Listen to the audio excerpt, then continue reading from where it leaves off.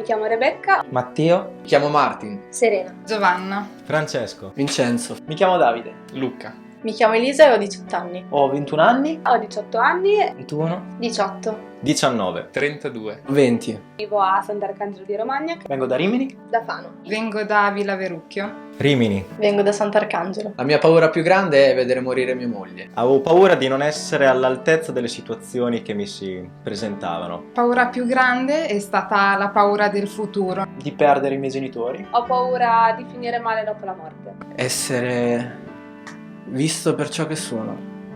Della morte. Di fare delle scelte sbagliate. Perché comunque non tutti sappiamo cosa c'è dopo la morte. La mia paura più grande è quella di non essere inserita all'interno del gruppo già formato. Beh, probabilmente per paura di non essere capiti, non essere accettati, per perdere magari anche la propria credibilità. So che sono in una fase della vita decisiva. Più cresci, più hai delle decisioni importanti da fare. Magari da piccolo devi scegliere che scuola superiore fare, adesso devi scegliere che università, che indirizzo, cosa fare da grande, devi scegliere con che persona relazionarti. Perché essendo una cosa che non conoscevo e non sapevo come affrontarla, e questo mi spaventava, la vedevo come una cosa più grande di me, quindi mi vedevo sola con le mie forze e dovevo cavarmela così. Poteva essere il pensiero generale, mi capitava di essere presi in giro.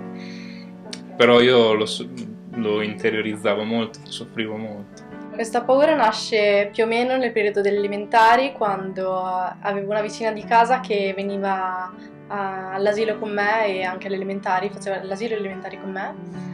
Invitava le amichette a casa e spesso non mi invitava. Quando ero più piccola faceva molte gite, comunque quando c'erano questi eventi, queste belle giornate che si usciva tutti insieme, così la sera quando tornavo a casa, dopo questa giornata bella, dentro di me ero un po' triste perché pensavo, cioè adesso dopo tutte queste belle cose, questa bella vita che ho, poi magari se stanotte muoio dove vado? Finisce tutto così?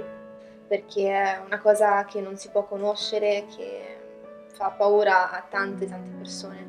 È una situazione che non si può controllare. E ricordo che durante la mia adolescenza mi ritrovavo spesso a pensare al futuro e mi metteva molta ansia, preoccupazione, ero anche in agitazione. Credo che nel tempo la paura, abbia preso, cioè nella mia vita abbia preso un riscontro opposto, nel senso che ho cercato sempre di somigliare a lei e creare il mio gruppetto e escludere un po' gli altri. Mi impediva anche di essere felice. Mi ricordo anche momenti in cui era a calcio ed ero con altri compagni, mi veniva il panico, non mi orientavo, non sapevo dove ero, non capivo più cosa mi circondava, mi trovavo in un momento di vuoto terribile.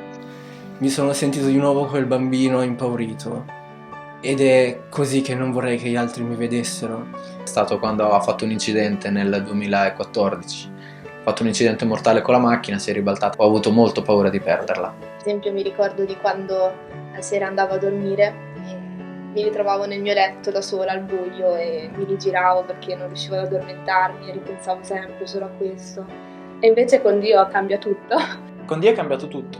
Cambia praticamente tutto, anche il modo di vedere questa paura. È Lui che guida la mia vita, so che la mia vita è nelle sue mani. Hai la certezza di dove andare dopo la morte. Che viviamo noi adesso non è niente in confronto a quello che ci sarà dopo. Qualcuno su cui contare.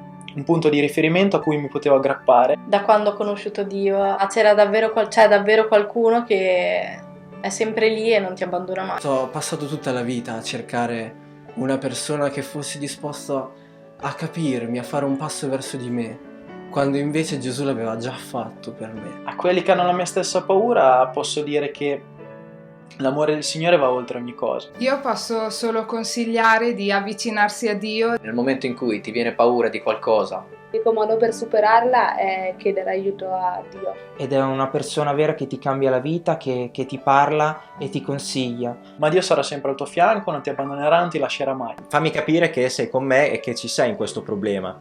E sono sicuro che il Signore poi opera come sa fare solo Lui. È un Dio vivente, è un Dio che risponde. Quando ho messo la mia fiducia in Dio, nel Signore, ho veramente trovato quel posto sicuro, quella tranquillità che tanto che mi mancava. Salmo 56, versetto 3, e dice: nel giorno della paura io confido in te.